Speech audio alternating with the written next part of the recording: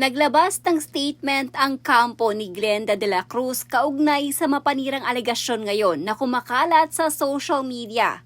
Ayon sa kampo ni Glenda de la Cruz, isang paratang na walang ebidensya, walang basahan at ayon pa dito, isang tahasang paninira. Iniuugnay siya sa isang puganteng personalidad. Pinapalabas na siya raw ay money launderer o tagalaba. Isinasangkot pa sa isang umano'y flood control scandal. Pero mariing sinagot ng CEO ng Brilliant Skin Essentials. Wala siyang koneksyon, wala siyang kinalaman at lalong wala siyang iligal na aktibidad na itinatago. Ayon sa kanyang official statement, ginamit laban sa kanya ay ang kanyang Europe trip, ang kanyang pag-amin sa pagiging billionaire at ang kanyang pagbabayad ng buwis. Mga bagay na anyay bunga ng taon ng sakripisyo, dugot pawis sa negosyo. Git niya ang kanyang yaman ay totoo, lehitimo, dokumentado at malinis. We have become aware of the highly malicious and defamatory post published by the Facebook page Philippine Morning News, which falsely and recklessly links our founder, Ms. Glenda de la Cruz, to fugitive suspects Saldico, going so far as to baselessly theorize that she serves as his alleged money launderer or tagalaba. We categorically, completely, and vehemently deny these allegations and speculations. Ms. Glenda has absolutely no connection whatsoever to Saldico, to any flood control scandal, or to any illegal financial activity of any kind. What Philippine Morning News has done is take publicly available information. Ms. Glenda's Europe trip, her proud declaration of her billionaire status, and her tax payments, and weaponize these legitimate achievements to spin a fabricated, irresponsible, and criminally defamatory narrative. Let us be very clear about this post-actual here. They are not journalism. They are not responsible reporting. They are fake news. They are cyber libel. They are an attack on the reputation of a hardworking Filipina entrepreneur. The Europe trip Ms. Glenda took was a personal trip, her own, well-earned, and fully funded by the fruits of her years of sacrifice and hard work.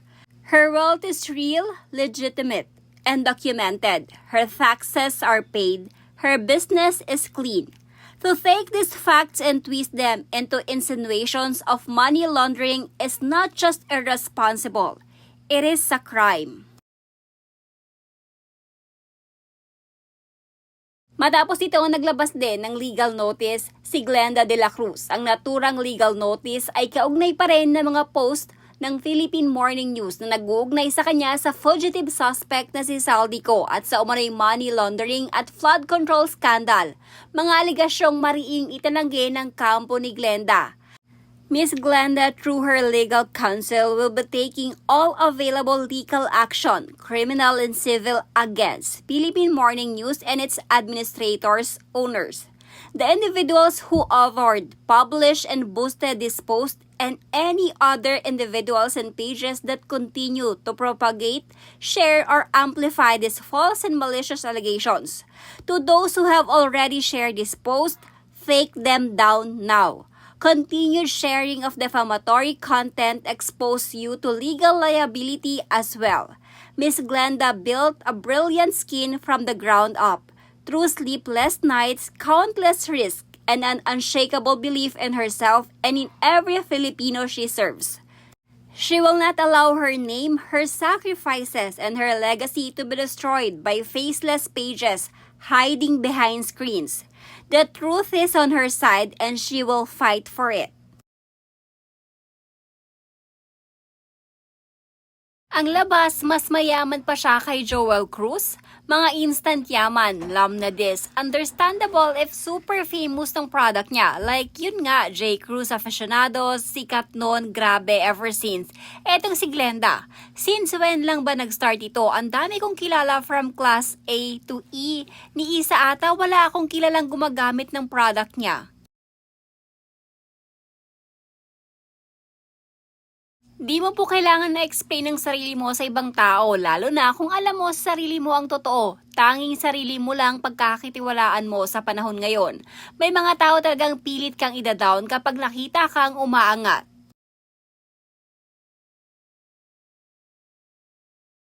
Keep fighting, Madam Glenda, kasi sa buhay lagi kang aapihin kapag ganyan. Sipag at tiyaga lang lagi ang ahon din. Hindi naman po maiwasan ng mga negative ang pananaw sa buhay, pero ang mas importante ay alam mong nasa tama ka. Wala kang tinatapakang ibang tao.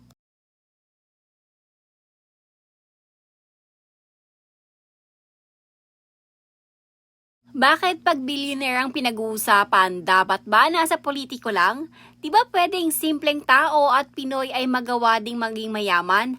Pag sobra-sobra sa yaman, questionable agad? Bata pa lang si Glenda de la Cruz, nagsumikap na yan sa buhay. Sobrang lakas ng Brilliant Products at isa pa nung lumalago na, nag-business na siya ng kung ano-ano.